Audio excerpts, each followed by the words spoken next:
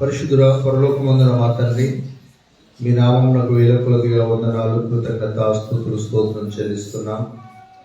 మా ప్రభువా, ఈ దినంలో నీ వాక్యాన్ని మేము ధ్యానిస్తుండగా పరిశుద్ధాత్మ సహాయతను అనుగ్రహించి నీ వాక్యము ద్వారా మాతో మాట్లాడి మీరే ప్రభువా మమ్మల్ని అందరినీ సరిచేయమని, నీ వాక్యానుసారంగా నడుచుకున్నటకు కృప చూపించమని యేసుక్రీస్తు పరిశుద్ధ నామమున వేడుకొంచున్నాను తండ్రి, ఆమేన్. క్రీస్తునందు ప్రియమైన దేవుని బిడ్డలారా, ఈ యొక్క పరిశుద్ధ దినంన దేవుని మందిరంలో ఈ ఉదయకాలము మనం దేవుని ఆరాధించుటకు దేవుడు మనకిచ్చినటువంటి శ్రేష్టమైన సమయాన్ని బట్టి దేవునికి నేను వందనాలు తెలియజేస్తున్నాను. ఈ మాసంలో 3వ ఆదివారము, ఈ సంవత్సరంలో కూడా ఇది 3వ ఆదివారం. మొదటి ఆదివారం రోజున దేవుని సేవకులు నీ పాస్టర్ గారు దేవుని వాక్యాన్ని మనకు అందించాడు. ఇదిగో పాతవి గతించెను, సమస్తమును క్రొత్తమయ్యాను. మన ఆలోచనలు, మన క్రియలు, మన తలంపులు, మన సమస్తం కూడా ఏదైనా మనలో ఉన్న చేదైన అనుభవాలన్నిటినీ కూడా మర్చిపోయి మనం నూతనమైనటువంటి అనుభవంలోనికి, నూతనమైనటువంటి స్థితిలోనికి రావాలని, మనం మంచి ఆలోచనలు కలిగి, మంచి ప్రవర్తన కలిగి, పాత వాటన్నిటినీ అంటే నెగిటివ్ వాటన్నిటిని మర్చిపోయి పాజిటివ్ థింకింగ్ లో మనం ఉండాలని జ్ఞాపకం చేయబడ్డాం. అదే రీతిగా పోయిన ఆదివారము విశ్రాంతి దినమును పరిశుద్ధంగా ఆచరించుటకు జ్ఞాపకం ఉంచుకోవాలని దేవుడు మనకు మాట్లాడాడు. ఎన్ని అడ్డంకులున్నా, ఎంత కష్టమున్నా, ఎంత ఇబ్బందికరమైన పరిస్థితి ఉన్నా ఆదివారమున దేవుని ఆరాధించటము మానకూడదు. చాలాసార్లు మనం దేవుని విషయంలో నిర్లక్ష్యం కలిగి ఉంటాం. దేవుణ్ణి ఆరాధించడానికి నిర్లక్ష్యం కలిగి ఉంటాం. మనము చాలాసార్లు ఒక ఫంక్షన్ ఉంటే ఫంక్షన్కు ప్రాధాన్యతనిస్తాం. ఏదైనా ఒక అర్జెంట్ పని ఉంటే ఆ పనికి ప్రాధాన్యతనిస్తాం, కానీ దేవుని మందిరానికి ఇవ్వం. తర్వాత ఏదో ఒక పని కానీ అర్జెంట్. కొన్నిసార్లు మరి పోయిన ఆదివారం టెట్ ఉన్నది. ఏం చేయాలా? వాళ్ళు టెట్ రాయాలా, చర్చ్కి రావాలా? టెట్ రాయాలి. అట్లనే చర్చికి కూడా వెళ్ళాలి. టైం ఉంటుంది కదా. హైదరాబాద్లో ఒకవేళ టెట్ రాస్తుంటే ఎర్లీగా మధ్యాహ్నం ఎగ్జామ్ ఉంటే ఎర్లీగా చర్చికి వెళ్ళి తర్వాత టెట్ రాయడానికి వెళ్ళవచ్చు, ఎగ్జామ్ రాయడానికి. కానీ అటువంటి పరిస్థితుల్లో తప్ప మిగతా పరిస్థితుల్లో మీరందరూ కూడా దేవుని సన్నిధానంలో కనబడాలని ఆశ కలిగి ఉండాలి. కనుక మరి విశ్రాంతి దినమున కీడు చేయట ధర్మమా, మేలు చేయట ధర్మమా అని ప్రభు అడిగినప్పుడు మేలు చేయట ధర్మమే. విశ్రాంతి దినం ఒక్కటే కాదు, ప్రతిదినము మేలు చేయటయే ధర్మం. ప్రతిదినం మేలు చేయటయే ధర్మం. కనుక మంచి చేయాలా, మంచిగా ఉండాలా, మంచి ప్రవర్తన కలిగి ఉండాలి. అప్పుడు దేవుని యొక్క ఆశీర్వాదాలు, దీవెన మనకి ఇస్తాడు. దేవుడు చెప్పినటువంటి మాట ఏంటంటే, నేను దేశం యొక్క ఉన్నతమైన స్థలముల మీద నేను నిన్ను కూర్చుండబెడతాను. ఇది అసాధ్యమే, మనకు అసాధ్యం, కానీ దేవుడికి సమస్తము సాధ్యమే. దేవుణ్ణి మహిమపరిచినట్లయితే, దేవుని గణపరిచినట్లయితే, విశ్రాంతి దినమును పరిశుద్ధంగా ఆచరించి దేవుని మహిమపరిచినట్లయితే దేవుడు ఏమని చెప్తున్నాడంటే, దేశం యొక్క ఉన్నతమైన స్థలముల మీద నేను నిన్ను కూర్చుండబెడతాను, నిలవబెడతాను, అక్కడ నేను ఉంచుతాను అని దేవుడు మనతో వాగ్దానం చేస్తున్నాడు. కనుక దేవుడు అబద్ధం ఆడేటువంటి వాడు కాదు, దేవుడు సత్యం చెప్పేటువంటి వాడు. ప్రియమైన దేవుని బిడ్డలారా, ఈరోజు మనం నేర్చుకుపోయేటువంటి వారు ఎవరనగా నోవహు. ఎవరైనా నోవహు. ఏం పేరైన పేరు? నోవహు. నోవహు ఒక ప్రత్యేకమైనటువంటి వ్యక్తి. నోవహు గురించి చక్కని విషయాలు క్రొత్త నిబంధనలోను పాత నిబంధనలోను రాయబడి ఉన్నాయి. మరి నోవహు గురించి ఏం నేర్చుకోబోతున్నామంటే, అతని యొక్క విశ్వాసాన్ని గురించి నేర్చుకోబోతున్నాం. అదే రీతిగా ఆనాడు ఉన్నటువంటి ప్రజల యొక్క దుస్థితిని గురించి కూడా ఈరోజు మనము తెలుసుకోబోతున్నాం. దేవుని బిడ్డలారా, దేవుడు ఈ లోకాన్ని సృజించిన తర్వాత దేవుడు ఏమని చెప్పాడంటే, మీరు ఫలించి అభివృద్ధి పొంది భూమి విస్తరించి భూమిని నిండించుడి అని చెప్పాడు. ఆశీర్వాదం ఏమిచ్చాడంటే, మీరు ఫలించి అభివృద్ధి పొంది విస్తరించి భూమిని నిండించండి అని దేవుడు వాగ్దానం చేశాడు. దేవుడు వాళ్ళని ఆశీర్వదించాడు. కానీ మానవుడు దేవుడు చెప్పిన రీతిగా ఉండకుండా మానవుడు ఏం చేస్తున్నాడంటే, పాపంలో చిక్కుకొని పోయాడు, చెడుతనంలో చిక్కుకొని పోయాడు, బలాత్కారం చేస్తున్నాడు, దేవుడికి అవిధేయుడిగా జీవించి దేవునికి ఇష్టం లేని పనులు చేసి దేవునిచ్చినటువంటి ఆశీర్వాదంను అతడు కోల్పోయాడు. ఎట్లా కోల్పోయాడంటే దేవుడు ఆనాడు ఉన్నటువంటి ప్రజలందరినీ కూడా నాశనం చేశాడు. ఆనాడు ఉన్నటువంటి ప్రజలందరూ ఏమైపోయారు? నాశనం అయిపోయారు. ఏ రీతిగా నాశనం అయిపోయారంటే జల ప్రవాహములో, జల ప్రళయములో, లేకపోతే జల ప్రవాహములో వారందరూ కూడా మునిగిపోయి చనిపోయారు. దేవుని బిడ్డలారా, మరి అలాంటి దుస్థితి వారికి ఆ దినం కలిగింది. దేవుడు సృజించిన తర్వాత కేవలం 1656 సంవత్సరాలకే లోకమంతా నాశనం అయిపోయింది. లోకమంతా కూడా చెడుతనంతో నింపబడ్డది. దేవుని బిడ్డలారా, ఎన్ని సంవత్సరాలు? 1656 సంవత్సరాలకే ప్రపంచమంతా కూడా పాడైపోయింది. అప్పుడు దేవుడు పరలోకంలో నుండి చూసినప్పుడు దేవుని బిడ్డలారా ఎట్లా కనబడుతుందంటే, ఆ నరుల చెడుతనము భూమి మీద గొప్పదనియు, వారి హృదయం యొక్క తలంపులలోని ఊహ అంతయు ఎల్లప్పుడూ కేవలం చెడ్డదనియు యెహోవా చూచి తాను భూమి మీద నరులను చేసినందుకు యెహోవా సంతాపము నుండి తన హృదయములో నొచ్చుకలేను. దేవుడు ఏం చేశాడమ్మా? దేవుడు అయ్యో పశ్చాత్తాపడుతున్నాడు, సంతాపడుతున్నాడు. అయ్యో ఊకనన్న చేస్తే నీ మానవులని అనుకున్నాడు. అదే రీతిగా హృదయంలో దేవుడు నరులను చేసినందుకు ఏం చేశాడంట? నొచ్చుకున్నాడంట. దేవుని బిడ్డలారా, నొచ్చుకున్నాడు. దేవుని యొక్క హృదయమును నొచ్చేటట్టు ప్రజలు చేశారు. ఎట్లా చేశారు దేవుని యొక్క హృదయం నొచ్చుకునేటట్టు అంటే, కింది వచనాల్లో మనం చూసినట్టయితే వాక్యంలో మనం చూస్తాము. నోవహు భూలోకము 11వ వచనమండి. భూలోకము దేవుని సన్నిధిని చెడిపోయి ఉండెను, భూలోకము బలాత్కారంతో నిండి ఉండెను. దేవుడు భూలోకమును చూచినప్పుడు అది చెడిపోయి ఉండెను, అంటే చెడిపోయిందంట, బలాత్కారం చేత నింపబడ్డది. వారి భూమి మీద ఉన్నటువంటి నరులు సమస్త శరీరులు తమ మార్గమును చెరిపివేసుకొని ఉండిరి. ఈ రీతిగా భూలోకం చెడిపోయింది. భూలోకంలో బలాత్కారం ఉన్నది. బలం కలిగిన వాడే నివసించగలడు. బలాత్కారులు చాలా మంది ఉన్నారు. ఈనాడు కూడా వేరే రాష్ట్రాల్లో మనం చూస్తే అక్కడ అసలు ప్రయాణం చేయలేరు ప్రజలు. కొన్ని రాష్ట్రాల్లో ప్రయాణం చేయలేరు. బలాత్కారులు ఉంటారు. బలాత్కారంగా చేయటము, తర్వాత డబ్బులు గుంజుకోవటము, ఏ వస్తువులున్నా వస్తువులు గుంజుకోవటము, ఆడవాళ్ళను పాడు చేయటం, ఈ రీతిగా ఎన్నెన్నో బలాత్కార కార్యాలు. బలం కలిగినటువంటి వాడే అక్కడ రాజ్యం చేస్తున్నాడు. ఇలాంటి భయంకరమైనటువంటి పరిస్థితులను దేవుడు చూసినప్పుడు, వాళ్ళ యొక్క మార్గములన్నింటినీ చెరిపివేసుకోవటం దేవుడు చూసినప్పుడు, దేవుడు ఏం చేశాడంటే ఈ భూలోకాన్ని నాశనం చేయాలనుకున్నాడు. భూమి మీద ఉన్నటువంటి పక్షులను, భూమి మీద ఉన్నటువంటి చతుష్పాద జంతువులను, భూమి మీద ఉన్నటువంటి పురుగులను అన్నిటిని కూడా దేవుడు నాశనం చేయాలనుకున్నాడు. చేసి నోవహును దేవుడు ఏర్పాటు చేసుకున్నాడు. నోవహు, నువ్వేం చేయాలంటే, దేవుని బిడ్డలారా, దేవుడు ఉన్నాడు నోవహుతో, సమస్త శరీరం మూలముగా భూమి బలాత్కారంతో నిండి ఉన్నది గనక నా సన్నిధిని వారి అంతము వచ్చి ఉన్నది. ఇదిగో వారిని భూమితో కూడా నాశనం చేయుదును.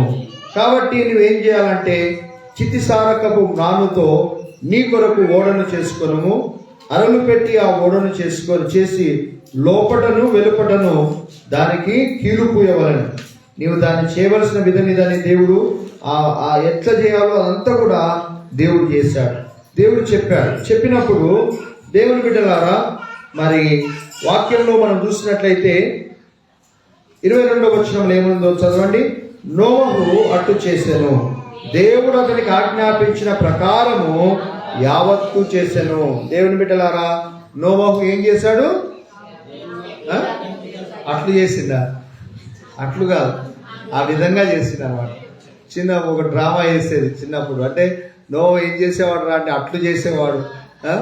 అంటే అట్లు కాదు, ఆ విధంగా చేశాడు. నోవహు ఇట్లా ఏం చేశాడంటే దేవుడు తనకు ఆజ్ఞాపించిన ప్రకారము చేశాడు. ఏ విధంగా అంటే, దేవుడు ఇన్ని మూరలు ఎత్తు కట్టాలని ఓడ అంటే అన్నే మూరలు కట్టాడు. నువ్వు చితిసారకపు నానుతో కట్టాలి అంటే చితిసారకపు నానుతోనే కట్టాడు. అరలు పెట్టి కట్టాలంటే అరలు పెట్టే కట్టాడు. నువ్వు కీలు పూయాలంటే కీలు పూసాడు. కిటికీ ఎంత కిందికి ఉండాలా, చుట్టూ ఎంత కిందికి ఉండాలంటే అంత కిందికే కిటికీని నోవహు చేసి కట్టాడు. అంటే దేవుడు తనకు ఆజ్ఞాపించిన ప్రకారం చేశాడు. చిన్న లోపం కూడా లేకుండా నోవహు చేశాడు. కాబట్టి దేవుడు అతన్ని ఆశీర్వదించాడు. కాబట్టి దేవుని బిడ్డలారా, దేవుని బిడ్డలమైనటువంటి మనము దేవుడు చెప్పినట్టుగా మనం చేయాలా? ఎట్లా చేయాలా? దేవుడు చెప్పిన రీతిగా మనం చేసినప్పుడు దేవుడు మనల్ని ఆశీర్వదిస్తాడు. ఆనాడు ఉన్నటువంటి ప్రజానీకము దేవుడు చెప్పినట్టు చేయలేదు. దేవుడు వారిని చూసినప్పుడు వారు భయంకరమైనటువంటి పాపంలో ఉన్నప్పుడు దేవుడు ఆత్మస్వరూపిగా వెళ్ళి వారితో మాట్లాడాడు. వారితో ఏం చేశాడు? దేవుడు వారితో మాట్లాడినప్పుడు వారు లోబడనటువంటి ప్రజలుగా ఉన్నారు, వారు మాట విననటువంటి ప్రజలుగా ఉన్నారు. దేవుని బిడ్డలారా, నోవహు ఓడను సిద్ధం చేస్తున్నాడు. నోవహు ఏం చేస్తున్నాడు? ఓడను సిద్ధం చేస్తున్నాడు. దేవుని బిడ్డలారా, ఏ సమయమందైనను దేవుని హృదయం నొచ్చుకుంటే దేవుడు కూడా దాన్ని తట్టుకోలేనప్పుడు దేవుడు ఏం చేస్తాడంటే లోకమును నాశనం చేస్తాడు. ఎలాంటి సందర్భంలో అలాంటి సందర్భములు అనేకములు బైబిల్ గ్రంథంలో మనం చూడగలుగుతాం. మొట్టమొదటిగా జరిగినటువంటి ఆ నాశనం ఎప్పుడు జరిగిందంటే నోవహు కాలంలో. నోవహు కాలంలో ఎట్లా అంటే నీళ్లు ఆకాశంలో నుండి కుంభవర్షం కురిసింది. అంటే కుండపోత పోసేది. కుండపోత అంటే కుండతో ఉంచితే ఏ రీతిగా నీళ్లు పడతాయో ఆ రీతిగా కుండపోత వర్షము భూమి మీద పడ్డది. దేవుని బిడ్డలారా, ఆ తర్వాత సొదొమ గొమొర్రా, ఎప్పుడమ్మా? సొదొమ గొమొర్రా ప్రజలు వారు కామ వికారయుక్తమైనటువంటి కార్యములలో నిమగ్నులై ఉండి చిన్నపిల్లలు మొదలుకొని పెద్దవారి వరకు పాపంలో నిండి ఉన్నప్పుడు దేవుడు ఏం చేశాడంటే అగ్ని గంధకములు వారి మీద కుమ్మరించాడు. దేని మీద కుమ్మరించాడు? సొదొమ గొమొర్రా మీద పడుతున్నాయి పెద్ద పెద్ద రాళ్ళు, అగ్ని గంధకాలు. ఆ రాళ్ళు పడుతుంటే వాళ్ళు పెద్ద పెద్ద గుంటలే పడ్డాయి లోపలికి. అంత పెద్ద నాశనము, ఆ ప్రజానీకం అంతా కూడా నాశనం అయిపోయింది. దేవుని బిడ్డలారా, ఆ తర్వాత దేవదూతలు కూడా పాపం చేసినప్పుడు వాళ్ళను కఠినమైనటువంటి చీకటిలో వారిని బంధించాడు. అంటే దేవుడు మనందరం పాపం చేస్తలేదా? కానీ దానికంటే ఘోరముగా వారు చేస్తూ, దానికంటే ఘోరముగా వారు దాంట్లోనే నివసిస్తూ పశ్చాత్తాపం అనేటువంటిది వారికి లేక వారందరూ కూడా నాశనమైనటువంటి స్థితిలో ఉన్నారు. దేవుని బిడ్డలారా, మరి ఈ దినములలో, అంత్య దినములలో మనం ఏ రీతిగా ఏ పరిస్థితిలో ఉన్నామంటే నోవహు దినములలో ఉన్నట్టే ఉన్నాము. దేవుని వాక్యంలో మనం చూసినట్లయితే నోవహు దినములు ఎట్లా ఉంటాయో మనుష్య కుమారుడి దినములు కూడా అట్లనే ఉంటాయి అని వాక్యం సెలవిస్తుంది. అంటే నాశనం కాబోతుంది, అంతం రాబోతుంది అని దేవుడు ఈ యొక్క విషయాన్ని యేసు ప్రభు వారు 2000 సంవత్సరాల పూర్వమే తన ప్రజలతో మాట్లాడినాడు. ఆ విషయాన్ని ఈ రోజు మనకు జ్ఞాపకం చేస్తున్నాడు. అదేంటంటే నోవహు దినములలో ఎట్లా ఉన్నాయో మనుష్య కుమారుడి దినములలో కూడా అట్లనే ఉంటాయి. మత్తయి సువార్త 24వ అధ్యాయం 37వ వచనం నుండి 39వ వచనం వరకు గల భాగాన్ని మనం చదువుకుందాం.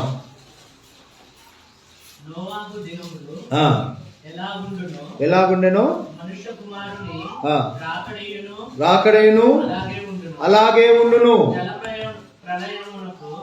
మొదటి దినములలో నోవాహు ఓడలో వెళ్ళిన దినము వరకు వారు తినుచు త్రాగుచు పెళ్లి చేసుకొనుచు పెళ్లికి ఇచ్చుచుండేది. జలప్రళయం వచ్చి అందరిని కొట్టుకొని పోవు వరకు ఎరుగకపోయేది. అలాగనే మనుష్య కుమారుని రాకడ ఉండును. ఆ కాలంలో ఇద్దరు పొలంలో చాలండి. దేవుని బిడ్డలారా, మనుష్య కుమారుని రాకడ ఎట్లా ఉంటుందంట? నోవహు దినములలో ఎట్లా ఉండను, మనుష్య కుమారుని దినంలో, ఆయన రాకడ దినంలో అట్లనే ఉంటాయి. అట్లా ఏంటంటే వాళ్ళు ఓడ సిద్ధం చేసుకుంటున్నారు. ఎన్ని సంవత్సరాలు చేశాడు సిద్ధము? 120 సంవత్సరాలు కట్టాడు. ఎన్ని సంవత్సరాలు కట్టాడు? 120 సంవత్సరాలు కడుతుంటే వాళ్ళందరూ చెగతాలు చేస్తున్నారు. వాళ్ళ మాట వినటం లేదు. అయ్యో వర్షం పడబోతుంది, భూమి మీద ఏం పడబోతుంది? వర్షం పడబోతుందంటే అది ఎగతాళిగా ఉన్నది. కానీ నోవహు దాన్ని నమ్మాడు. నోవహు ఏం చేశాడు? దాన్ని నమ్మాడు. దేవుడు అతనికి ఆజ్ఞాపించినట్టు నోవహు అట్లు చేశాను. దేవుడు తనకు ఆజ్ఞాపించిన ప్రకారము చేశాడు. కానీ ప్రజలందరూ కూడా ఆ రీతిగా చేయటం లేదు. దేవుని బిడ్డలారా, దేవుడు చెప్తా ఉన్నాడు వినండి వినండి వినండి అంటే అందరికి ఎగతాళిగా ఉన్నది. నోవహు కడతా ఉన్నాడు. ఓడ ఏం చేస్తున్నాడు? కడతా ఉన్నాడు. దేవుని బిడ్డలారా, మరి నోవహు దినంలో ఏమున్నదంట? వీడోడు తిక్కలోడు, వీడు ఓడ కడుతుండు, నీళ్ళు వేయడానికి వస్తాయి, వర్షం వేయడానికి వస్తుంది, రానే రాదు. కాబట్టి మనం ఏం చేసుకుందామంటే మనం దీన్ని ఆలోచన చేయొద్దు. ఎందుకంటే ఇంతవరకు దేవుడు సృజించినటువంటి ఈ లోకాన్ని సృజించినప్పటి నుంచి ఇప్పటివరకు ఎప్పుడైనా అలాంటిది వచ్చిందా?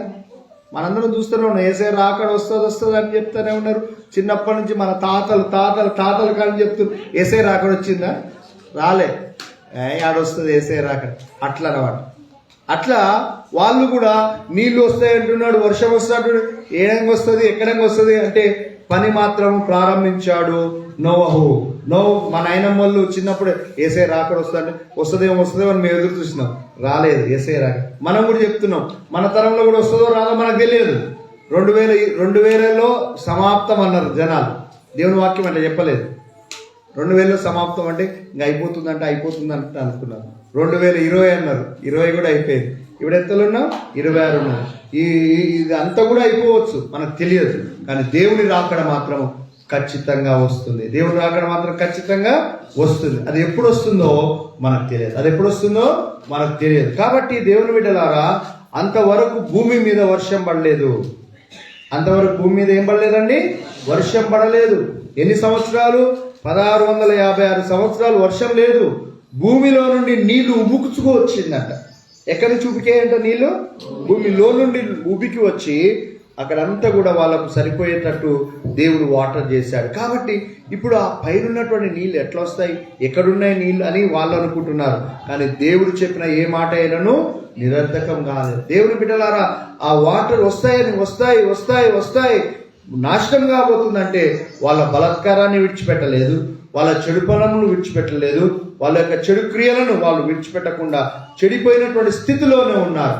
కానీ దేవుని బిడ్డలారా, జ్ఞాపకం పెట్టుకోవాల్సిన విషయం ఏంటంటే, దేవుని రాకడ కొరకు సిద్ధపడుతున్నటువంటి మనం బలాత్కారంగానే చెడు కార్యములతోనే మనం నిండిపోయి ఎన్నిసార్లు వాక్యం చెప్పినా లోబడకుండా, ఎన్నిసార్లు వాక్యం చెప్పినా విధేయత చూపించకుండా, ఎన్నిసార్లు వాక్యం చెప్పినా మారు మనసు పొందకుండా, జీవితాలను సరిచేసుకోకుండా అదే స్థితిలో ఉంటే సడన్ గా దేవుడు రాకడ వస్తుంది. సడన్ గా ఏమొస్తుంది?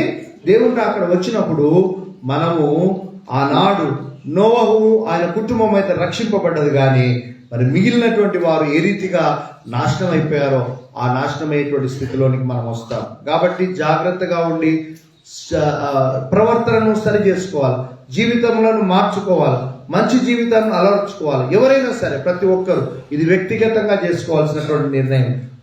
నీ కుటుంబంలో నీ ఒక్కదానివే మారు మనసు పొందే నీ కుటుంబం అంతా రక్షింపబడదు. కాబట్టి నీవు సరి చేసుకోవాలని దేవుడు జ్ఞాపకం చేస్తున్నాడు. అందుకనే వాళ్ళు నిర్లక్ష్యం చేసి వాళ్ళు ఏం చేస్తున్నారంట? బాగా తింటున్నారట, బాగా తిండిపోతులుగా ఉన్నారు. అది నాళ్ళు ఏమైనారు? తిండిపోతులుగా ఉన్నారు. నోహు దినములలో ఎట్లా ఉండెను, మనుష్య కుమారుడి దినములలో ఎట్లా ఉంటది? అట్లనే ఉంటది. దేవుని బిడ్డలారా, మరి మీకు కాలువ రానప్పుడు బాగా తినేటోళ్ళ, మన పెద్దోళ్ళు ఎవరు లేనట్టు, ఇంకా మనకన్నా ముందున్న వాళ్ళు ఎవరు లేరు. కాలువ రానప్పుడు అన్ని ఇబ్బంది ఏమీ లేవంట. పంటలు బావుల కింద వర్షాలు వస్తే తొండలు గుట్లు పెట్టేదంట. మా నాయనమ్మ వాళ్ళ ఊరు కూడా సోమవారమే. రోజమ్మ రోలు, రాజమ్మ రోలు అని ఎక్కడ ఉండదంట. అంటే భూమి ఉండదు, ఉట్టెనే, ఆ భూములను ఉట్టెనే ఉండే. వర్షం పడితే జొన్నలు అటువంటి వేసుకునేది. కానీ కాలు వచ్చిన తర్వాత మీకు ఎంతైంది? సస్యశ్యామలం. అట్లనే కాలు వచ్చినందుకే కాదు, ఈ దినము ఫుడ్ అనేటువంటిది, ఆహారం అనేటువంటిది కొరత లేదు. కొరత ఉన్నదండి?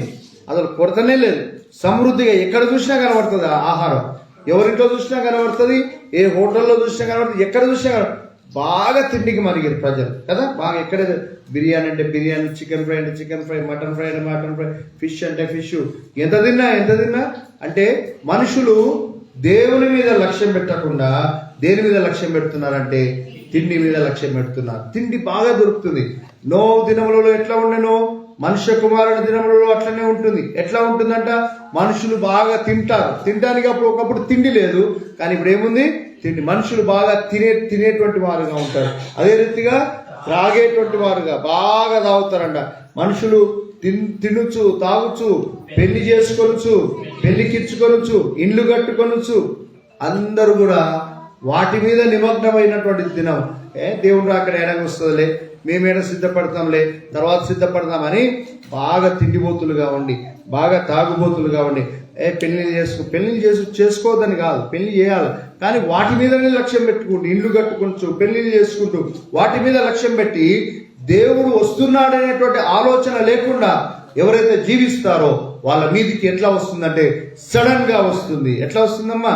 సడన్. వాళ్ళు ఓడలోనికి వెళ్ళారు, తలుపేసుకొని మరి వాళ్ళు లోపలికి పోయిన తర్వాత దేవుని బిడ్డలారా తలుపు దేవుడు వేశాడు. వాళ్ళకి ఎప్పుడు వస్తుందో వర్షం తెలియదు, సడన్ గా పడ్డది, సడన్ గా నాశనం అయిపోయారు. దేవుని రాకడ కూడా అట్లనే ఉంటుంది. దేవుని రాకడ కూడా ఎట్లా ఉంటుంది?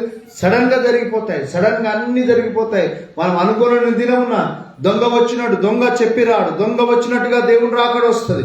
కాబట్టి నీవు చేయవలసిన పని ఏంటంటే యేసు ప్రభును నీ దేవునిగా అంగీకరించి, నీ రక్షకునిగా అంగీకరించి, ఆయన బిడ్డగా జీవిస్తూ నీలో ఉన్నటువంటి ప్రతి చెడును తొలగించుకొని దేవునికి ఇష్టమైనటువంటి వారుగా జీవించడమే దేవుడు మనలో నుండి కోరుకునేటువంటిది. కనుక దేవుని బిడ్డలారా, మనలో ఉన్నటువంటి కక్షలు కానీ, మనం ఫస్ట్ సండే చెప్పబడిన మాటలు జ్ఞాపకం చేసుకొని మనలో ఉన్నటువంటి విభేదాలు కానీ, కొట్లాటలు కానీ, జగడాలు కానీ, కుటుంబాల్లో, స్నేహితుల్లో, తర్వాత ఇంకా ఏమన్నా పగలు కానీ, ఈర్ష్యలు కానీ, ద్వేషాలు కానీ, లేకపోతే కొట్లాటలు ఏమున్నా సరే వాటన్నిటి కూడా మనం తీసేసుకొని పరిశుద్ధమైన జీవితం జీవిస్తూ దేవుని రాకడ కొరకు మనందరం కూడా ఏం చేయాలా? సిద్ధపడి ఎదురు చూడాలి. నువ్వు అనుకున్న దినమున దేవుని రాకడ వస్తుంది, నువ్వు అనుకున్న గడియలో దేవుని రాకడ వస్తుంది. కొంతమంది బాగా గాఢమైన నిద్రలో ఉంటారు. నిద్రలో ఉండగానే అక్కడ బూర ఊతుంది. ఎట్లా ఊతుంది బూర? అని ఉండగానే ఎట్లా ఊతుంది అంటే నాకు ఊదరు అంటే అట్లా ఎట్లా అంటదో సరే, ఆ బూర ఎట్లుంటుందో మనకు తెలియదు. కాబట్టి బూర ఊదగానే సడన్గా లేస్తాడు. రెండు పిల్లలు వచ్చి సడన్గా దేవుడు రాక. కొంతమంది ఏమో మెలకుతూ ఉంటారు. అమెరికా వాళ్ళు మెలకుతూ ఉంటే మనం నిద్రపోతుంటాం. అమెరికాలో నిద్రలో ఉంటే మనం అంటే చీకటి పడుతుంది కొన్ని దేశాలకు. ఇప్పుడు మనం వెలుతురులో ఉన్నాము. వేరే దేశాల్లో కొన్ని దేశాల్లో చీకటి పడుతుంది. వాళ్ళు నిద్రలో ఉంటారు, గాఢ నిద్రలో. ఇప్పుడే దేవుడు రాకడ వస్తే వాళ్ళు గాఢ నిద్రలో ఉంటారు, మనం మెలుకుతూ ఉంటాం. ఎట్లా ఉన్నా సరే ఏందండి, అంటే కొంతమంది నిద్రపోతుంటారు, కొంతమంది లేదండి. అట్లా ఉండదు, బైబిల్ అట్లా చెప్తలేదు. ఒకళ్ళు నిద్రపోతుంటారు, ఒకరు లేస్తారు. కానీ దేవుడు రాగానే అందరూ అంటే దొంగ వచ్చినట్టుగా వస్తారంటున్నాడు దేవుడు. దొంగ రాత్రి వేళ వస్తాడో పగటి వేళ వస్తాడో తెలియదు, ఎప్పుడు వస్తాడో తెలియదు. కాబట్టి మనం ఏం చేయాలా? సిద్ధపడి ఉండాలా. సిద్ధపడి ఉండి పండుకొని ఉన్నా ఏం కాదు, సిద్ధపడి ఉన్న గాఢమైన నిద్రలో ఉన్నా ఏం కాదు. అందరం కూడా మార్పు చెంది కన్నురెప్ప పాటు ఒకసారి కొట్టుకోండి. అందరూ కన్నురెప్ప టక్ అయిపోతుంది, అంతా అయిపోతుంది, జరిగేదంతా జరిగిపోతుంది. అంతనే కనురెప్ప పాటులో సమస్తమును మారిపోతుంది. కాబట్టి జాగ్రత్తగా మన జీవితాలను మనం సరి చేసుకోవాలని దేవుడు మనకు జ్ఞాపకం చేస్తున్నాడు. నోహు దినంలో వారు బలాత్కారం చేత ఉన్నారండి. నోహు దినంలో వాళ్ళు ఏం చేస్తున్నారు? భూలోకం చెడిపోయింది, దేవుడు హృదయంలో నొచ్చుకున్నాడు. అంటే ఎంత భయంకరమైన స్థితిలో వారు ఉంటారో చూడండి. అదే రీతిగా సొదొమ గొమొర్రా ప్రజలు కూడా అట్లనే ఉన్నారు. వారు దేవదూతలు వాళ్ళ ఇంటికి వస్తే చిన్న పిల్లలు కూడా వాళ్ళతో పాపం చేయాలని చూశారు. దేవదూతలు వస్తే, దేవుని దగ్గర నుంచి దూతలు వస్తే చిన్న పిల్లలు మొదలుకొని పెద్దవారి వరకు ఆ ఇంటి చుట్టూ చేరిరంట. అంటే ఎంత భయంకరమైన పాపపు స్థితిలో, పాపపు ఆలోచనలో, కామ వికారంలో వాళ్ళు ఉన్నారు. అందుకని దేవుడు వాళ్ళని నాశనం చేశాడు. ఈ భూలోకము పాడైపోతుంది. భూలోకం ఏమైపోతుంది? మంచి చేయాలని ఎవరైనా ప్రయత్నం చేసినా అయ్యేటట్టు లేదు. కానీ దాంట్లో కొందరినైనా రక్షించినట్టు, అగ్నిలో నుండి కొందరినైనా మనం లాగినట్టుగా మనమైనా దేవుని కొరకు మనం జీవించాలా, దేవుని బిడ్డలుగా మనం జీవించాలా, దేవుని సాక్షులుగా మనం జీవించాలని దేవుడు మనకు జ్ఞాపకం చేస్తున్నాడు. అయితే మనం చేయవలసింది ఏంటంటే దేవుని మాటకు లోబడాల. దేవుని మాటను మనం ఏం చేయాలా? వినాలా. దేవుని బిడ్డలారా, దేవుడు వారు పాపంలో ఉన్నప్పుడు దేవుడు ఏం చేశాడంటే వాళ్ళ కొరకు ఎన్నోసార్లు ఆయన ఏం చేశాడంటే దీర్ఘశాంతం కలిగి ఉన్నాడు. చూడండి, పేతురు రాసిన మొదటి పత్రిక 3వ అధ్యాయం 20వ వచనంలో,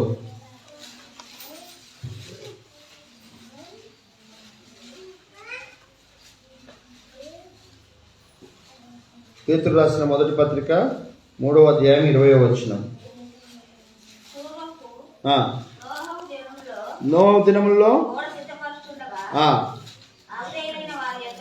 అవిధేయులైన వారి యొద్దకు అనగా చెరలో ఉన్న ఆత్మ యొద్దకు చెరలో ఉన్న ఆత్మలు, వాళ్ళని దేవుడు ఏమన్నాడు? అవిధేయులు అన్నాడు.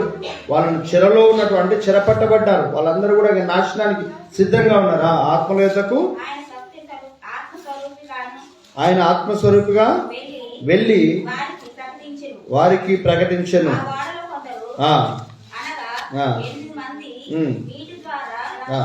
చాలమ్మా చాలు. దేవుని బిడ్డలారా, దేవుడు ఎంత ఓపిక కలిగి ఆ చెరలో ఉన్నటువంటి వారి దగ్గరికి వెళ్ళి వారికి ప్రకటించాడు. ఎట్లా ప్రకటించాడంట? ఆత్మస్వరూపిగా వెళ్ళి ప్రకటించాడు. వాళ్ళకి చెప్పాడు. అందరికి చెప్పబడుతుంది, అందరికి ప్రకటింపబడుతుంది. కానీ కొంతమంది లోబడతారు, కొంతమంది లోబడరు. కొంతమంది వింటారు, కొంతమంది వినరు. మాట విన్న వాళ్ళు బాగుపడతారు, విననటువంటి వారికి నష్టం కలుగుతుంది.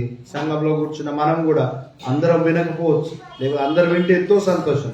కాబట్టి దేవుని బిడ్డలారా, దేవుడు మనకు ప్రకటిస్తుండగా మనము దేవుని మాటకు లోబడాలా, దేవుని మాటను మనము వినాలని వాక్యం చెప్తుంది. అదే రీతిగా మరి ఆయన కూడా సాక్షిగా ఉన్నాడు. నోహవు రెండవ పత్రిక, పేతురు రాసిన 2వ పత్రిక 2వ అధ్యాయం 5వ వచనం.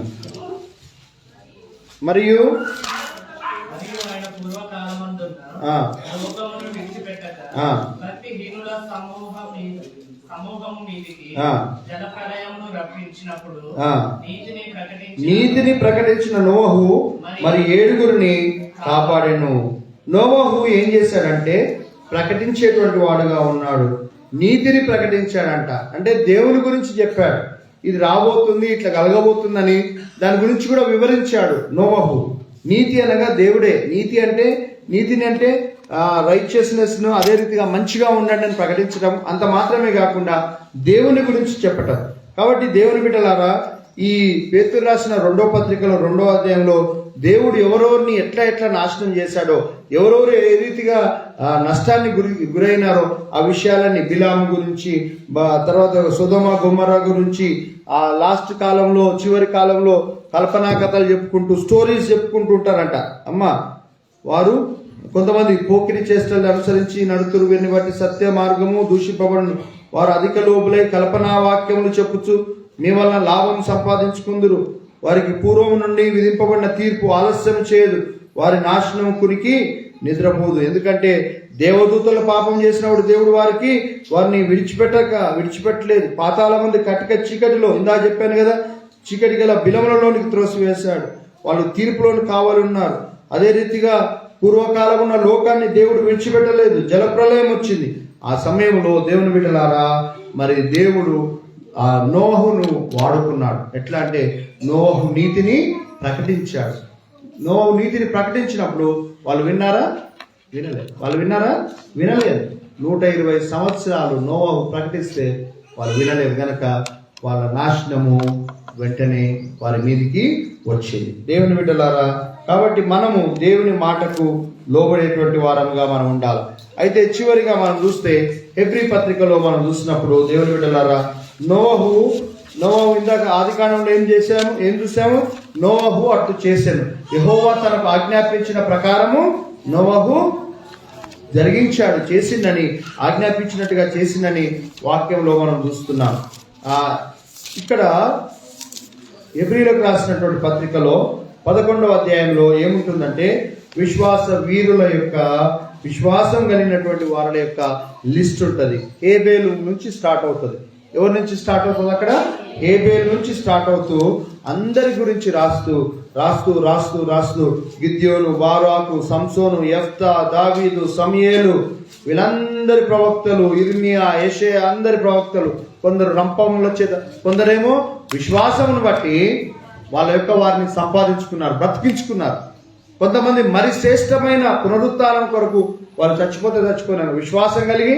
కొంతమంది సింహపు నోళ్ళ నుంచి ఏం చేయబడ్డారమ్మా? రక్షింపబడ్డారు. కొందరు విశ్వాసమును బట్టి రంపాల చేత పోయబడ్డారు. అక్కడ బ్రతికింపబడ్డారు, ఇక్కడ చంపబడ్డారు. చంపినా బ్రతికినా దేన్ని బట్టి వాళ్ళు చచ్చిపోయారు? విశ్వాసమును బట్టి. దేన్ని బట్టి వాళ్ళు రక్షింపబడ్డారు? విశ్వాసమును బట్టి. కాబట్టి విశ్వాసము కలిగి దేవుని మీద నమ్మకం కలిగి ఉండాలి. మరి యెషయాను దేవుడు కాపాడలే, ఇర్మియాను దేవుడు కాపాడలే. వాళ్ళు ఏం చేయబడ్డారు? కొంతమంది రంపాల చేత పోయబడ్డారు, కొంతమంది ఖడ్గాల చేత సప్పున కొట్టేశారు. ఖడ్గంతో కొడితే యాకోబు తల ఎగిరిపడ్డది తెలుసా. తర్వాత పౌలు ఇన్ని పత్రికలు రాసింది, పౌలు తల కూడా ఎగిరిపడ్డది. వాళ్ళందరూ కూడా తలలు ఎగిరిపడ్డాయి, తలలు నరికేశారు. అంత భయంకరంగా. ఎందుకు? వాళ్ళ విశ్వాసాన్ని వాళ్ళు కాపాడుకున్నారు. వాళ్ళ విశ్వాసం నేను కలిగి ఉన్నాను. అదే రీతిగా మరి షడ్రకు మేషకు అబేద్నెగోలు అగ్నిగుండంలో వేయబడ్డప్పుడు వాళ్ళ విశ్వాసాన్ని బట్టి మేము దాన్ని మొక్కము, మేము చచ్చిపోతాం, వాళ్ళకి తెలియదు. కానీ దేవుడు వాళ్ళని ఏం చేశాడంటే అగ్నిగుండంలో నుండి బ్రతికించాడు. అయితే మనం చచ్చిపోయినా బ్రతికినా విశ్వాసం గల వారమై ఉండాలి. విశ్వాసం అనేటువంటిది నిరీక్షింపబడు వాటి యొక్క నిజ స్వరూపం. అంటే మనం దేని కొరకైతే ఎదురు చూస్తున్నామో దాని కొరకు మనము నమ్మి, చూడకముందే నమ్మటం, తెలియకముందే అంటే దేవుడు చెప్పాడు కనుక దాన్ని నమ్మటం, అది విశ్వాసం అన్నమాట. పరలోకాన్ని చూసారా ఎప్పుడైనా?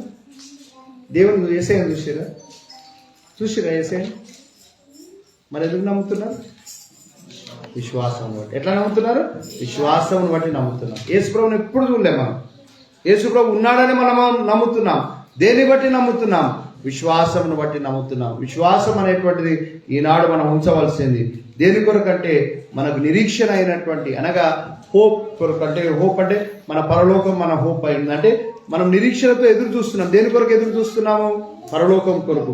యేసయ్యను చూస్తామని, దేవదూతలు ఉంటారని, మనం అక్కడ నిత్యరాజ్యంలో చేరుతామని ఆ నిరీక్షణ కలిగి ఉంటున్నాం. ఆ నిరీక్షణ కొరకు విశ్వాసాన్ని ఎప్పుడు కలిగి ఉండాలి? మనము ఇప్పుడే కలిగి ఉండాలి. ఎప్పుడు కలిగి ఉండాలా? ఇప్పుడే కలిగి ఉండాలి. దేవుని బిడ్డలారా, మరి నోవహు దినములలో మరి విశ్వాసం కలిగి నోవహు ముందుకు కొనసాగాడు. హెబ్రీయులకు రాసినటువంటి పత్రికలో మనం చూస్తే ఆ లిస్ట్ రాస్తా ఉంటూ పోయిన తర్వాత ఇంత గొప్ప సాక్షి సమూహము మేఘము వలె మనల్ని ఆవరించి ఉండగా, అంటే ఆ సాక్షులు ఇంతమంది ఉన్నారు, అంతా కలిసి వస్తే ఒక మేఘం లెక్కనే ఆవరించుండగా మనము కూడా ప్రతి భారమును సులువుగా చిక్కుల పెట్టు ప్రతి పాపమును విడిచిపెట్టి విశ్వాసమునకు కర్తయు దాన్ని కొనసాగించు వాడైన యేసు వైపు చూస్తూ మన ఎదుట ఉంచబడిన పరుగు పందెములో ఓపికతో పరిగెత్తుదాము. ఎట్లా పరిగెత్తాలా? ఓపిక. అక్కడ రాయబడింది ఏప్రిల్లోకి రాసిన పత్రిక. ఇంతమంది సాక్షులు ఉన్నారు. వాళ్ళంటే ఎట్లా ఉన్నారంట? మేఘం లెక్క ఉన్నారు. ఎట్లా ఇల్లు వాళ్ళందరూ కలిసి ఒక మేఘం లెక్క మనల్ని ఆవరించుండగా మనము కూడా ప్రతి భారమును సులువుగా చిక్కుల పెట్టు ప్రతి పాపమును, చిన్న తప్పులే ఆ ఎంగాలు అనుకుంటాం, ఆ సులువుగా చిక్కుల పెట్టే ప్రతి పాపము వదిలిపెట్టాలి. పాపములను ఏం చేయాలంటుండో దేవుడు? విడిచిపెట్టి విశ్వాసమునకు కర్త ఎవరు? యేసు ప్రభువారు. చెప్పండి, ఎవరు? యేసే. విశ్వాసమునకు కర్త ఎవరు? యేసు. విశ్వాసమునకు కర్తయు దాన్ని కొనసాగించేటువంటి వాడు కూడా ఎవరు? యేసయ్య. ఆయన యేసు వైపు చూస్తూ మన ఎదుట ఉంచబడిన పందెములో ఎట్లా పరిగెత్తాలా? ఓపిక కలిగి పరిగెత్తాలా. కొద్దిగా జ్వరం రాగానే తప్పిపోవద్దు, కొద్దిగా అనారోగ్య పరిస్థితులు రాగానే తప్పిపోవద్దు, కొద్దిగా ఇబ్బందికరమైన పరిస్థితులు ఆర్థికంగా కునిగిపోగానే తప్పిపోవద్దు, లేకపోతే ఇంకా ఏమైనా పరిస్థితులు కాగానే భయంకరమైన అనారోగ్య సమస్యలు రాగానే దేవుడి నుంచి తప్పిపోవద్దు. ఎట్లా సమస్య వచ్చినా ఏ రీతిగా నేనున్నా దేవుళ్ళలోనే నేను ఉంటాను. దేవుడి నుండి నేను ఏం చేయను? తప్పిపోను. నేను దేవుడి నుండి ఏం చేయను? తప్పిపోను అని దేవుళ్ళలో మనం ఉండాలి. అటు ఇటు తొలగిపోకూడదు. నీకు విశ్వాస పరీక్ష వస్తుంది. దేవుని బిడ్డలారా, ప్రతి విశ్వాస పరీక్షలో నువ్వు వెళ్ళవలసిందే. అనుకోకుండా తీవ్రమైన అనారోగ్య సమస్యలు వస్తాయి. పిల్లలకు రావచ్చు, పెద్దలకు రావచ్చు, ఎవరికైనా ఇంటిలో వచ్చినప్పుడు ఇంటి పక్కన వాళ్ళు వచ్చి ఏం చేస్తారు తెలుసా? ఇది ఇట్లా పోదు. ఏం చేస్తారమ్మా? ఇది ఇట్లా పోదు. అమ్మో పోతుంది అనుకుంటున్నావే అనగానే గుండెల గబ్బులు అంటది కదా. గుండెలు ఏమవుతుంది? గబ్బులు అంటది. పలానా అక్కడ ఉంటాడు, తుర్కాయన దగ్గరికి పో, లేకపోతే ఆయన దగ్గరికి పో, ఈమె దగ్గరికి పో అని చెప్పి ప్రలోభ పెడతారు. ఏం చేస్తారంట? ప్రలోభ పెట్టినప్పుడు దేవుడు నిన్ను టెస్ట్ చేస్తున్నాడు. నువ్వు దేవుని దగ్గర నిలకడగా ఉంటావా లేవా అని అది సమయం అన్నమాట. అలాంటి సమయంలో నువ్వేం చేయాలంటే వాటి కొరకు లొంగకూడదు. ఇక్కడ కూర్చున్నటువంటి వారిలో కూడా ఎవరైనా దారాలు కట్టి తాయెత్తులు కట్టి వచ్చిన వాళ్ళు కూడా ఉంటారు. అటే ఇటే అదే ఇది ఇదే అట్లా కూడా ఉంటారు. ఉండొద్దు, అట్లా ఉండకూడదు. అట్లా తప్పు. అట్లా దేవునికి ఇష్టం లేదు, దేవునికి అసహ్యమైనటువంటి కార్యం. కాబట్టి దేవుని బిడ్డలారా, మనం ఏం చేయాలంటే ఎంత కష్టపడినా, ఎంత బాధ ఉన్నా, ఎంత ఇబ్బంది ఉన్నా నేను దేవుణ్ణి విడిచిపెట్టాను. దేవుని నేనేం చేయను, విడిచిపెట్టను. దేవుని హత్తుకొని ఉంటా, దేవుని నమ్ముకొని ఉంటా. నాకు ఏమైనా నష్టం కానీ ఏదైనా కానీ ప్రభువు ఉన్నాడు. ప్రభు దగ్గరనే, ప్రభువుతోనే నేను ఉంటా, ప్రభువు వైపే నేను ఉంటా. నేను అటు ఇటు నేను వెళ్ళనని విశ్వాసం కలిగి మనం ఉండాలి. ప్రియమైన దేవుని బిడ్డలారా, విశ్వాసము మనం ఓపికతో పరిగెత్తాలా. ఈ పరుగు పందెంలో ఎట్లా పరిగెత్తాలమ్మా? మాట్లాడండి. ఈ పరుగు పందెంలో విశ్వాస పోరాటంలో పరిగెత్తాలంటే ఏముండాలంటే ఓపిక ఉండాలా. ఏముండాలండి? ఓపిక ఉండాలా. మరి ఇశ్రాయేలు ప్రజలు యాత్రలో ఉన్నారు, మనం కూడా యాత్రలో ఉన్నాం. మాట్లాడిన పిల్లలు విశ్వాస యాత్రలో ఉన్నారు. ఎక్కడి నుంచి? ఐగుప్తులో నుంచి విడిపింపబడ్డారు. అంటే పాపం నుంచి విడిపింపబడి కనాను దేశానికి ప్రయాణం అవుతున్నారు. ప్రయాణం అవుతున్నటువంటి సందర్భంలో వాళ్ళు ఏం చేశారంటే శనిగారు. ఏం చేశారమ్మా? శనిగారు, గునిగారు. అన్ని కంప్లైంట్సే. మేము సొరకాయలు తినేటోళ్ళం, మేము దోసకాయలు తినేటోళ్ళం, మేము ఉల్లిగడ్డలు తినేటోళ్ళం, మేము చేపలు తినేటోళ్ళం, మాకు అవన్నీ కీరకాయలు తినేటోళ్ళం, మాకు ఉచితంగా ఇవన్నీ వచ్చాయి, మాకు ఇప్పుడు ఏమి లేవు అని మోషే మీద గుడుగుతున్నారు. వాళ్ళు తినేది దేవదూతల ఆహారం. ఏం తింటున్నారు? అన్ని కంప్లైంట్సే. కాబట్టి విశ్వాస జీవితంలో కంప్లైంట్స్ ఉండకూడదు, విశ్వాస జీవితంలో సనుగుడు ఉండకూడదు, విశ్వాస జీవితంలో గునుగుడు ఉండకూడదు.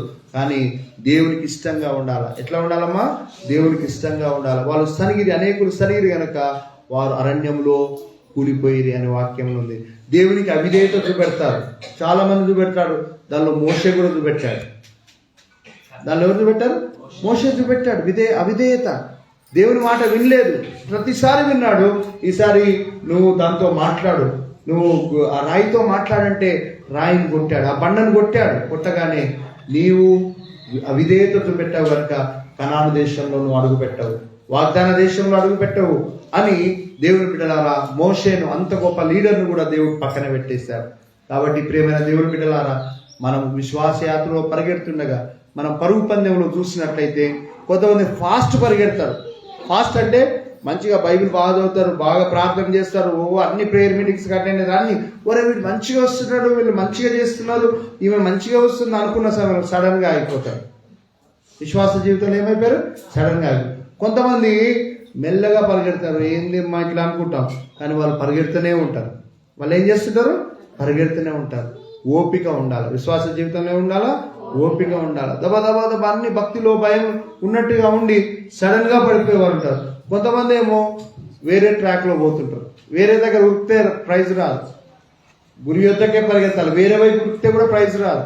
ఎవరి వైపు ఉరకాలా? యేసు వైపు చూస్తూ మనము ఎదుట ఉంచబడిన పరుగు పందెంలో ఏం చేయాలా? ఓపికతో పరిగెత్తాలి. ప్రియమైన దేవుని బిడ్డలారా, ఇంకొక విషయాన్ని చెప్పి నేను ముగిస్తాను. అదేంటంటే మరి హెబ్రీయులకు రాసినటువంటి పత్రికలో ఆ విషయం ఏంటంటే, ఆ విశ్వాస వీరుల లిస్ట్ ఉంది కదా, దాంట్లో ఇంకా ఎవరి పేర్లు ఉండాలా? ఇంకెవరి పేరు ఉండాలి? చెప్పండి, ఇంకెవరి పేరు ఉండాలి? సాత్విక పేరు, సౌమ్య పేరు, వేదిక పేరు, నా పేరు, నీ పేరు, ఇంకా లిస్ట్ రాసుకుంటూ పోతూనే ఉంటుంది. మనందరి పేర్లు ఉండాలి. విశ్వాసంను బట్టి వాళ్ళకి ఎన్ని కష్టాలు వచ్చినా, ఎన్ని ఇబ్బందులు వచ్చినా నన్నే నడుచుకుంటూ వచ్చారు, నా మీదనే విశ్వాసం ఉంచారు, ఈ బిడ్డలందరూ కూడా నా మీద విశ్వాసం ఉంచిందని దేవుడు మన గురించి సాక్ష్యం చెప్పాలి. దేవుని బిడ్డలారా, ఆ లిస్టుగా పోతూనే ఉంటది. కాబట్టి దేవుని బిడ్డలారా, మనము విశ్వాస వీరులముగా మనం కూడా ఉండాలా అని దేవుడు జ్ఞాపకం చేస్తున్నాడు. నోవహు ఏం చేశాడంటే, దేవుని బిడ్డలారా, ఇంకొక మాట 6వ వచనంలో ఉంది, విశ్వాసం లేకుండా దేవునికి ఇష్టుడైండుట అసాధ్యము. విశ్వాసం కలిగి ఉండాలా. దేవుని యొద్దకు వచ్చువాడు ఆయన ఉన్నాడనియు తను వెదుకు వారికి ఫలము దయచేవాడని నమ్మవలేను కదా. దేవుని యొద్దకు ఎవరైతే వస్తున్నారో దేవుడు తప్పకుండా వాళ్ళకు ప్రతిఫలం ఇస్తాడు. అది నమ్మాలి. మనం నమ్మకం లేకుండా ఏదో విశ్వాసం కాదు. మన విశ్వాసం అంటే ఏంటంటే దేవుని పట్ల అచంచలమైన నమ్మకత్వం ఉండాలి. ఆయన యొద్దకు వచ్చేటువంటి వారికి దేవుడు తప్పకుండా ఫలము దయచేస్తాడని మనం నమ్మాలి. అదే రీతిగా దేవుడు ఏమని చెప్తున్నాడంటే, విశ్వాసమును బట్టి, దేన్ని బట్టి నోవహు ఈ కార్యం చేశాడు? విశ్వాసమును బట్టి నోవహు అది వరకు చూడని సంగతులను గూర్చి దేవుని చేత హెచ్చరింపబడి భయభక్తులు గలవాడై తన ఇంటి వారి రక్షణ కొరకు ఒక ఓడను సిద్ధము చేసెను. అందువలన అతడు లోకం మీద నేరస్థాపన చేసి విశ్వాసమును బట్టి కలుగు నీతికి వారసురాయను. ఇది ఒక్క వచనము నోవహు గురించి చెప్పబడ్డది. ఎన్ని వచనాలు చెప్పబడ్డాయి ఇక్కడ? ఒకటే ఒక వచనము, 7వ వచనము చెప్పబడ్డది. అంతే కదండి. 7వ వచనం విశ్వాసం. అతడు అది వరకు చూడలేదు. అది వరకు ఏం చూడలేదంటే జల ప్రవాహాన్ని చూడలేదు, అది వరకు ఓడను చూడలేదు, అది వరకు జరగబోయే సంగతులను చూడలేదు. కానీ దేవుని చేత హెచ్చరిక చేయబడి దేవుని యందు ఎలాంటి భయం కలిగి ఉన్నాడు? భయభక్తులు కలిగి ఉన్నాడు. ఎవరి యందు భయభక్తులు కలిగి ఉన్నాడు? దేవుని. దాన్ని ఏమంటారంటే హోలీ ఫియర్ అంటారు. హోలీ ఫియర్ అంటే పరిశుద్ధమైన భయం. అంటే దేవుడు అంటే ఏమో నాశనం చేస్తాడు అలాంటిది కాదు. దేవుడు అంటే దేవుని మీద భక్తితో కూడినటువంటి భయం. భయం అంటే ఎంతో దేవుణ్ణి హానర్ చేస్తున్నటువంటి భయం. అది హోలీ ఫియర్ అంటారు. అలాంటి భయంతో అది వరకు చూడని వాటన్నిటిని నమ్మి దేవుని బిడ్డలారా తన ఇంటి వారి రక్షణ కొరకు ఓడను సిద్ధం చేస్తున్నాడు. నేను నా ఇంటి వారి రక్షణ కొరకు ఓడను సిద్ధం చేశాను, కానీ మీరు నమ్మలేదు అని వారి మీద నిరస్థాపన చేస్తున్నారు. మనం అందరం కూడా విశ్వాసం కలిగి ఉండి దేవునికి ఇష్టలుగా ఉండి దేవుడు చెప్పినట్టుగా మనం చేయాలి. అది వరకు మనం చూడకున్నా కూడా దేవుడు చెప్పాడు కాబట్టి నమ్మాలి. పరలోకం ఉన్నది, నమ్ముతున్నావా? నమ్మాలి. విశ్వాసం ఏం చేయాలా? నమ్మాలి. దేవదూతలు ఉన్నారు, నమ్ముతున్నావా? నమ్మాలి. చచ్చిపోయిన వారు లేస్తారు, నమ్ముతున్నావా? నమ్మాలి. నువ్వు చూడలేదు ఎప్పుడు చచ్చిపోయిన వాళ్ళని చూసినావు? చచ్చిపోయిన వాళ్ళు లేదో చూసినావా? చూడలేదు. కానీ చచ్చిపోయిన వాళ్ళు ఏమవుతారో లేస్తారు. అది ఏం చేయాలా? 100% నమ్మాలా. ఏమో అవునో కాదు అని కాదు. ఎంతవరకు నమ్మాలా? 100%. ఎందుకు నమ్మాలంటే యేసు ప్రభు మృతులలో నుండి ప్రథమ ఫలముగా ఆయన లేచి ఉన్నాడు. ఆయన తర్వాత తన వారిని లేపుతాడు. ఎవరిని లేపుతాడు? తన వారు. ఎవరు తన వారు అంటే మనమే, విశ్వాసులు మనమే, దేవుని నమ్మినటువంటి వారే. ఆయన లేచున్నాడు కనుక మరణపు ముళ్ళును ఆయన విరిచివేశారని వాక్యం చెప్తుంది. మరణం అనేది మన మీద ఏలుకుంటూ వస్తుంది. ఆదాము మొదలుకొని అందరి మీద ఏలుకుంటూ వస్తుంది. కానీ యేసు ప్రభు వారు మొట్టమొదటిగా మరణమును జయించి ఆయన తిరిగి లేచాడు కనుక ఆయన మీద విశ్వాసం ఉంచినటువంటి వారు కూడా ఒక దినం ఏమవుతారు? తిరిగి లేస్తారు. అది నమ్మాలా మనం. అదే విశ్వాసం. నోవహు అది వరకు చూడలేదు. జల ప్రవాహం చూశాడా? చూడలేదు. అవన్నిటిని ఏమీ చూడలేదు. ఆయన నమ్మాడు. అట్లనే మనం కూడా అన్నిటిని నమ్మి ప్రభు చెప్పాడు కనుక ఇది తప్పకుండా జరుగుతుంది. యేసయ్య రాకడ ఉన్నది. ఆ రోజున మనం ఎత్తబడతాము, అది సత్యము. మార్పు చెందుతాము, అది సత్యము. అదే రీతిగా పరలోకం ఉన్నది, పరలోకములో యుగయుగము మనం ఉంటాము, అది కూడా సత్యమే. అంత మాత్రమే కాకుండా నరకము కూడా ఉన్నది, అది కూడా సత్యమే. ఏందండి? నరకముగా ఉన్నది. కాబట్టి దేవునికి ఇష్టలుగా ఉండి దేవునికి ప్రీతికరంగా ఉండి దేవుడు చెప్పినట్టుగా మన జీవితాలను కట్టుకుంటే దేవుని రాజ్యంలో ఎల్లప్పుడూ సంతోషంగా ఆనందంగా మనము ఉండగలము. నోవహు తప్పింపబడి ఓడలోనికి వెళ్ళి అంత పెద్ద కుండపోత వర్షం కురిచినా ఏ హాని కూడా నోవహు కలగలేదు. అదే రీతిగా లోకం ఏ రీతిగా పోయినా భయపడ్డా ఎట్లయినా లూకా సువార్తలో ఉంటది. అందరు ఏమవుతారంట? భయంతో, వణుకుతో, బాధపడుతూ, అరుస్తూ, ఎంత కేకలు వేస్తూ ఆ భయంకరమైన శ్రమలు, తెగుళ్ళ చేత బాధపడుతున్న సమయంలో నీవైతే ధైర్యముగా ఉండాలా, నువ్వు భయపడకూడదు అని దేవుడు ముందుగానే చెప్పాడు. 2000 సంవత్సరాల కంటే ముందుగానే నీకు చెప్పాడు కనుక లోకం ఎట్లయినా పోండి, లోకం ఎంతైనా భయపడి నువ్వు భయపడకూడదు. నువ్వేం చేయకూడదు? భయపడకూడదు. నువ్వు చచ్చిపోయినా ఏం కాదు. నేను చెప్పేది ఏంటంటే దేవుని వాక్యం చెప్పేది ఏంటంటే దేవుని వాక్యం చెప్పేది ఏంటంటే విశ్వాస చచ్చిపోయినా భయపడకూడదు, సావన్నా కూడా భయపడకూడదు. ఎందుకంటే చచ్చిపోయినా దేవుని దగ్గరికి పోతాం. అందరూ ఒక దినం చచ్చిపోతారు, అందరూ ఒక దినమున చచ్చిపోతారు. కానీ ఎప్పుడు చావు వస్తుందో తెలియదు. కానీ మనం చచ్చిపోతే మాత్రం దేవుని దగ్గరికి పోతామనే నమ్మకము విశ్వాస యొక్క జీవితంలో ఉండాలి. ఎవరికి ఎప్పుడు వస్తుందో తెలియదు. నిన్న జాజిరెడ్డిగూడెం దగ్గర కారు బోల్తా పడ్డది. మంచి టీచర్స్ కదా వాళ్ళు, ప్రధాన ఉపాధ్యాయురాళ్ళు, వాళ్ళు చచ్చిపోయారు. ఇంకా ముగ్గురు సీనియర్స్ కూడా. వాళ్ళు అనుకుంటామా మనం వాళ్ళు చచ్చిపోతారు అనుకుంటారా? ఎప్పుడు ఏమవుతుందో మనకు తెలియదు. కొంతమంది ఎన్నో రోజులుగా అనారోగ్యంతో ఉంటారు, వాళ్ళు అట్లనే ఉంటారు. నేను పోయినసారి కూడా చెప్పాను కదా, ఒక ఆయన మంచిగా ఉన్నాడు, ఒక ఆయన బాగాలేడు, తాగకరా చచ్చిపోతారు అంటే ఆయన చచ్చిపోయిండు, ఈయన చచ్చిపోతే ఒరే నన్ను ఎగతాళి చేసి ఈయన చచ్చిపోయిండు అని అంటుండు. అంటే చెప్తున్నాను, ఎవరికి ఎప్పుడు వస్తుందో మనకు తెలియదు, ఎవరికి ఎప్పుడు మరణం అనేటువంటి వస్తుందో తెలియదు. వాడు విశ్వాసులు మరణ భయం మనకు ఉండకూడదు. ఏ భయం ఉండొద్దండి? మరణ భయం మనకు లేదు, శాప భారం మనకు లేదు, నరక శిక్ష మనకు లేదు. ఎందుకనగా యేసు ప్రభు యొక్క రక్తంలో మన పాపములను మనము కడుక్కున్నాం. అయితే మనం చేయాల్సిన పని ఏంటంటే విశ్వాసమునకు కర్తయు దాన్ని కొనసాగించువాడైనా యేసు వైపు చూస్తూ మన ఎదుట ఉంచబడిన పరుగు పందెంలో ఓపికతో మనం ఏం చేయాలా? పరిగెత్తాలి. ఓపికతో మనం ఏం చేయాలా? పరిగెత్తుతూ దేవుడు చెప్పిన రీతిగా మన జీవితంలో మనము కట్టుకోవాలి. ఆ రీతిగానే ఉంటేనే మనం కూడా నోవహు లెక్క సురక్షితంగా క్షేమంగా మనం ఉంటాం.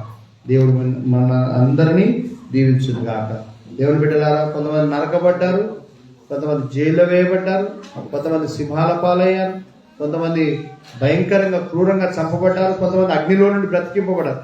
విశ్వాసం ఎట్లున్నాయి కాదు, బ్రతికింపబడ్డాయి నష్టమేం లేదు, చచ్చిపోయినా నష్టమేం లేదు. ఎందుకంటే చచ్చిపోతే డైరెక్ట్గా దేవుని దగ్గరికి పోతాం. అంటే దేవుడు ఏమని చెప్తున్నాడు? నేను చనిపోట, నేను బ్రతుకుటకంటే చచ్చిపోవటం మంచిదని నేను అనుకుంటున్నాను పౌలు చెప్తాడు. అంటే బ్రతుకుట క్రీస్తే, చావైతే నాకు ఇంకా లాభం, ఇంకా మేలే, ఇంకా మంచిది. ఎందుకంటే దేవుని దగ్గరికి పోతా. బ్రతుకుతా మాత్రం దేవుని కొరకే బ్రతుకుతా, చచ్చిపోతే మాత్రం దేవుని దగ్గరికి పోతా. కాబట్టి ఆ రీతిగా పౌలు లాంటి విశ్వాసాన్ని మనం కలిగి ఉండాలా. దేవుని బిడ్డలారా, దేవుని యొక్క చిత్తం ఏమైంది? దేవుని యొక్క చిత్తం ఏమైంది? మనందరం పరలోకం చేరాలని దేవుని యొక్క చిత్తమైంది. ఆ చిత్తానికి వ్యతిరేకంగా కూడా మనం చేయొచ్చు. దేవుడు ఏమన్నాడు? భూమి మీద మీరు ఫలించి అభివృద్ధి పొంది విస్తరించి భూమిని నిందించుడి అంటే అది దేవుని చిత్తమైనది. నేను నా ఇష్టం వచ్చినట్టు బ్రతుకుతానని మనిషి అనుకున్నాడు, అప్పుడు నాశనం అయిపోయాడు. దేవుని చిత్తానికి వ్యతిరేకంగా జీవించినందువల్ల నాశనం అయిపోయాడు. కాబట్టి మన దేవుని చిత్తము మనం పరలోకాన్ని చేరాలని అన్నదే. కానీ నా ఇష్టం అని నువ్వు అనుకుంటే నువ్వు పరలోకానికి చేరలేవు. కనుక ఈరోజు వాక్యం ద్వారా దేవుడు ఏం మాట్లాడాడో నిన్ను నువ్వు అర్థం చేసుకొని పరలోకం కొరకు సిద్ధపడటకు పరిశుద్ధాత్మ దేవుడు మనందరికీ సహాయం చేయనుగాక. కళ్ళు మూసుకున్నట్టయితే ప్రార్థన చేసుకుందాం. పరిశుద్ధుడా, పరలోకమందున్న మా తండ్రి, నీ స్తోత్రం నాయన. నీ వాక్యంను బట్టి మీకు వందనాలు. మేము తండ్రి నీ ఎదుట నేను యథార్థంగా ఉండటకు పరలోకం కొరకు సిద్ధపాటు కలిగి సిద్ధపడుతూ అనేకులను సిద్ధపరుస్తూ నైనా నీ వద్దకు నడిపించుటకు సహాయం చేయండి. గొప్ప దేవా, మీకు వందనాలు తండ్రి. మారున్న ప్రతి వారిని మీరు దీవించి ఆశీర్వదించండి. మీ దీవెనలు, మీ ఆశీర్వాదాలు సమృద్ధిగా దయచేయండి. మీ కృపలో మమ్మల్ని భద్రపరిచి సహాయం చేయమని మీకే వందనాలు, కృతజ్ఞతాస్తుతులు, స్తోత్రం చెల్లిస్తూ యేసుక్రీస్తు పరిశుద్ధ నామమున వేడుకొంచున్నాను తండ్రి. ఆమేన్. అందరం కలిసి నీ ధనము నీ ఘనము ప్రభు యేసుదే, నీ దశమ భాగం నీ అభివృద్ధితో అనే పాటలు పాడుచుండగా పాలకులను స్వీకరించుకున్నాం. నీ ధనము నీ ఘనము ప్రభు యేసుదే, నీ దశమ భాగము నీ అభివృద్ధితో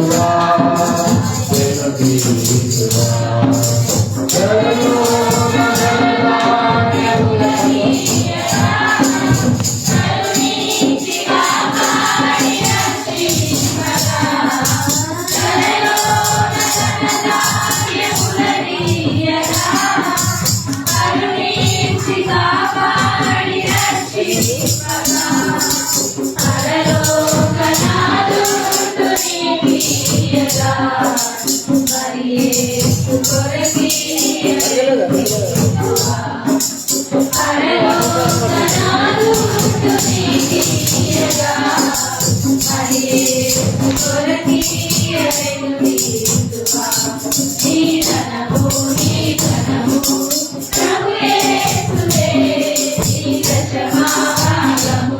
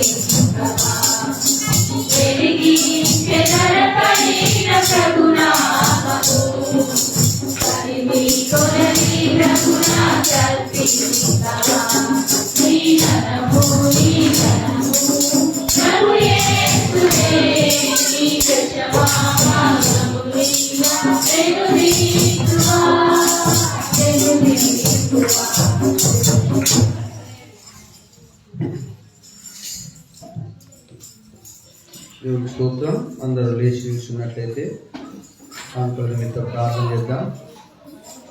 స్తుతి కీర్తన, ప్రభు చేసిన ప్రార్థన ఆశీర్వాదంతో మనము ముగించుకున్నాం.